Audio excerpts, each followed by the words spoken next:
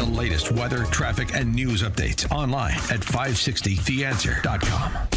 Now, from the Signature Bank Studios. This is Chicago's Morning Answer with Dan Proft on AM 560. The Answer. AM 560, The Answer. It's Chicago's Morning Answer. Chris Kroc in for Dan Proft. He's back tomorrow. 312-642-5600 is our number. 312-642-5600. Love talking to Stephen Bucci.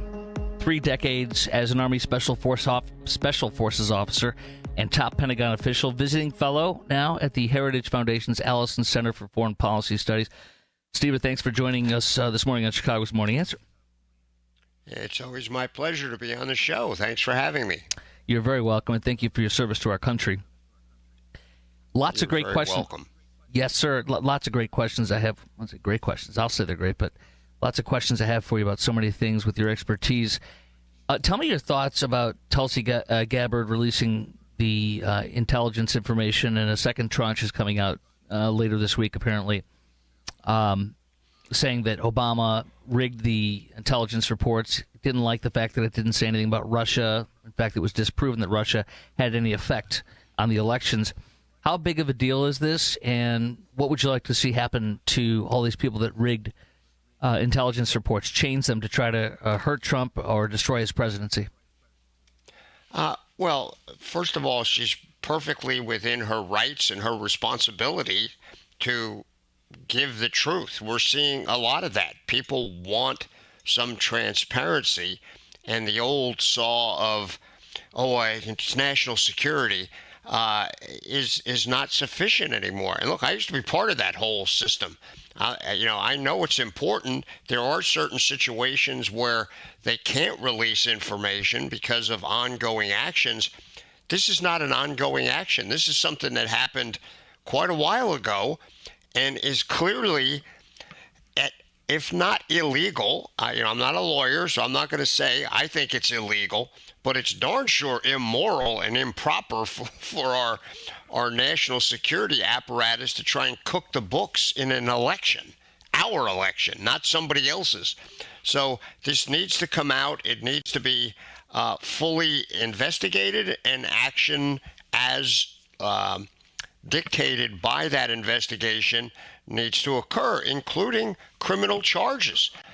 If people lied, when you produce something that's a intel assessment, and then it's supposed to be the truth to the best of your knowledge, and if you know for a fact it's not, and you put it out under your signature, shame on you. You're lying. It's like lying under oath, and it's just inappropriate and wrong. Especially, it's just embarrassing that a sitting president would do that, and then afterwards, a former president be involved in it, and to swear by it. Somebody needs to go to jail.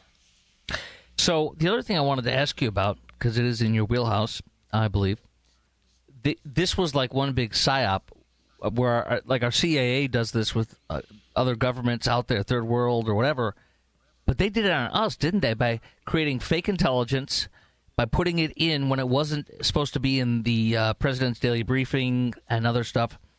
So this was a psyop done on us, where they made up a fake story with the Fusion GPS lie, with the Steele dossier.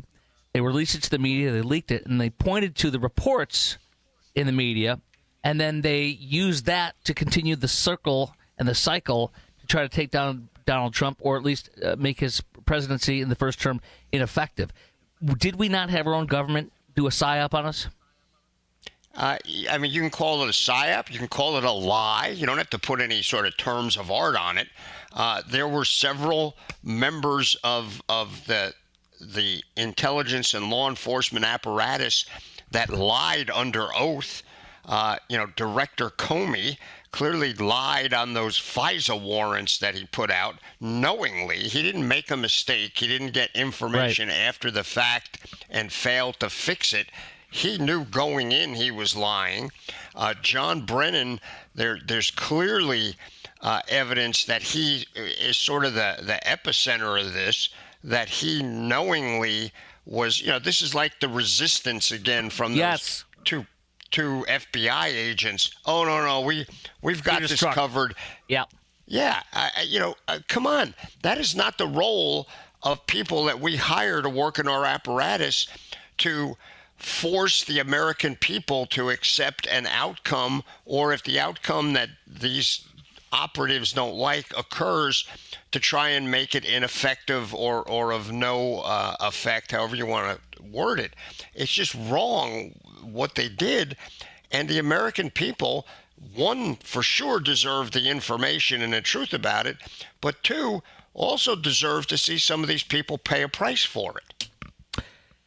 Stephen Bucci, want to ask you about some more on this. Have you ever seen, and I know the Republicans aren't angels in any of this, and they can be just as bad, if not worse sometimes, but have you seen anything like this from the Republicans, presidents in the past several terms of, like 20, 30 years? Have you seen any Republicans do something like this? I have not. I mean, the closest you could come is back to Watergate. Right. Where, Nixon, and that was during the election, he had people trying to, steal information, and, there were cover-ups and that sort of thing. And that was a national crisis, as it should have been. The president resigned and left in shame and has, been a byword. I mean, if Nixon's name now forever for all the really wonderful things he did as far as foreign policy and stuff like that. Nobody remembers Nixon for anything else but, unless you're a wonk, for anything but the fact that he, was doing illegal activities, and then when he got caught, he tried to cover it up. What the Obama administration did, and the people in it who then later came back during the Biden administration, these people were outright lying to the American people. And we saw evidence of it all along after the Iranian nuclear deal. Right. Obama's policy advisor, I can't remember his name. He was a playwright, actually, not... he wrote screenplays before he got hired to be a national security advisor, who said, yeah, of course we lied about, the effect of the deal. We had to. If we hadn't lied about it, it would have never gotten through the loops to go into effect. And that was really what we had to do. That's not an option for our civil servants. Right. Whether they're official civil servants, political appointees, or elected officials. They don't get to lie to the American people just because, well, we know that'll get the policy that we believe is the right one through. Right. It's crazy. It sure is.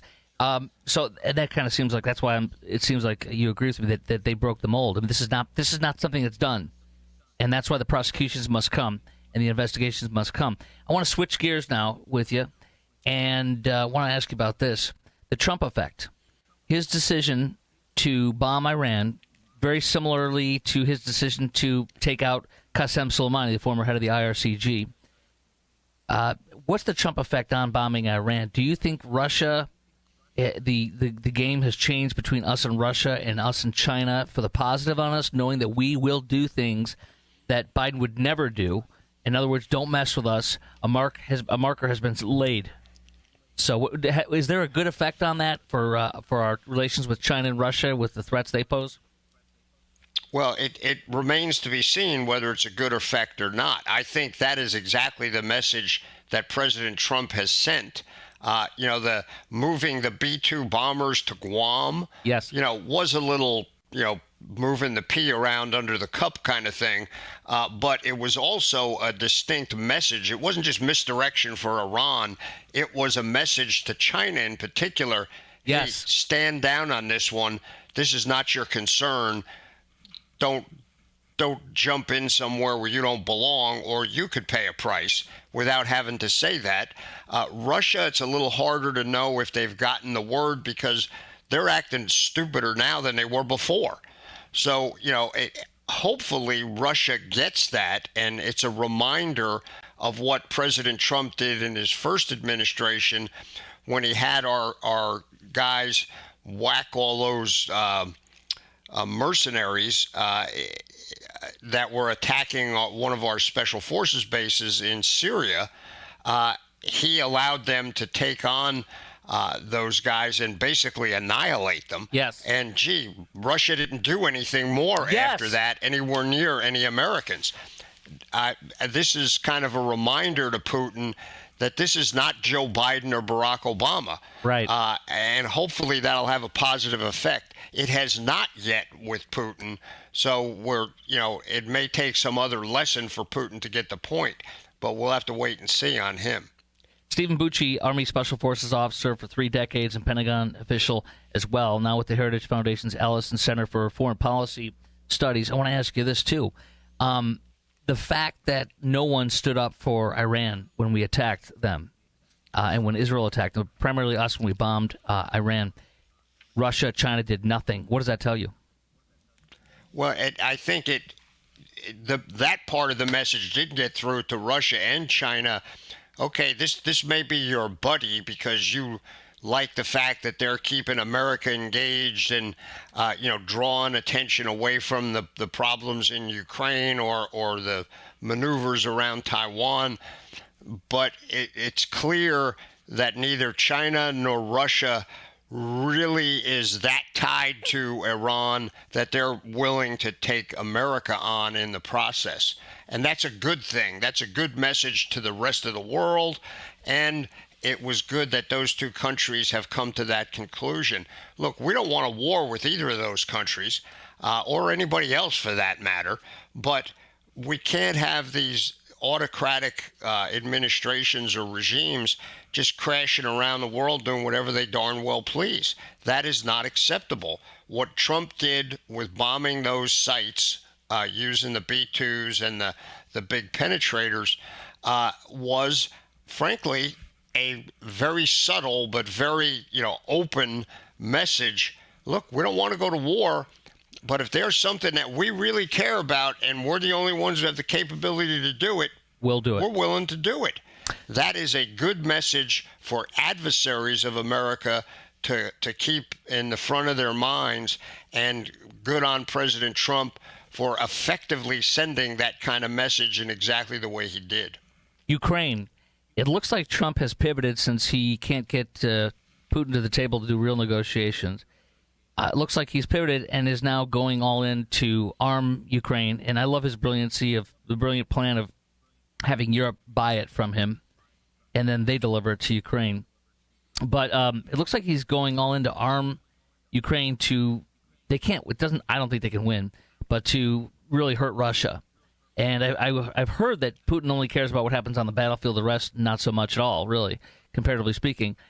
So I want you to tell me if Trump, it appears to you, he's arming them to win, quote unquote, to the best of their abilities. And number two, the sanctions that Trump is threatening within 50 days of Russia not coming to the table in earnest will what? They're going to really hurt the oil and gas that China and India and others are buying from it. Plus, maybe you have $300 billion that we could maybe give that we've confiscated from Russia. It's in, I think it's in a European bank that we could give to maybe fund the Ukrainians' efforts. What are your thoughts on all that? Yeah, look, President Trump has gone the extra mile. Many people have basically, taken him to task saying, hey, Putin is getting one over on you. You can't keep expecting him to come to the table. And then he says, oh, yeah, I'll be there. And then he bombs some more civilian targets. But clearly President Trump's patience does have a limit. And it appears we're touching on that limit if we have not exceeded it, and he is adjusting his policies. I love it when his opponents all say, oh, he's crazy, he's doing something wrong. But he has a long history for a guy who's new in politics, relatively, of once he realizes a policy is not effective, either because he gets more information or the other side doesn't do what he's trying to get him to do, he's more than happy to adjust those policies. And that's what we're seeing again here. He's saying, okay, I gave you a chance, Vladimir. You're stiffing me. We're going to take other steps. And he started to do it. He's still offering some off-ramp. Right. He's saying, look, if you if you come to the table, this can change. But since I have you're a not, feeling- we're going to go down a hardcore path. That's the right thing to do. We got to wrap, but I have a feeling that Putin's going to do just what Iran did, and then Trump's going to have to thwack him hard. In 10 seconds, what do you think? Yeah. I agree. I think Putin he's all in, and he's lost his perspective on it. I don't think you're going to be able to negotiate with him. It's going to take a big stick. Amen. Appreciate you very much, Stephen Bucci. Look forward to next time. Appreciate all your service and your time today, sir. Thanks for having me. Thank you for coming. Yes, sir. All right, now I want to get back into the Obama literally lying to us and creating fake intelligence to try to destroy President Trump's first term. Much more on that coming up next. It's Chris Crock for Dan Proft on AM 560, The Answer.